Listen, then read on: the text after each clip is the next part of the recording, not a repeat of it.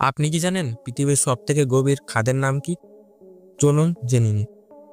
Grand canyon যুক্তরাষ্ট্রের Arizona রাজ্যে অবস্থিত এক প্রাকৃতিক বিস্ময়। এটি বিশ্বের অন্যতম বৃহৎ এবং গভীর উপত্যকা, যা প্রতি বছর লক্ষ লক্ষ পর্যটককে আকর্ষণ করে। এই উপত্যকা তৈরি হয়েছে প্রায় 60 লক্ষ বছর ধরে। কলোরাডো নদীর ক্রমাগত ক্ষয় এবং প্রাকৃতিক পরিবর্তনের মাধ্যমে এর দৈর্ঘ্য প্রায় 277 মাইল এবং গভীরতা 6000 ফুট পর্যন্ত হয়েছে। গ্র্যান্ড ক্যানিয়নের বৈশিষ্ট্য হল এর রঙিন স্তর।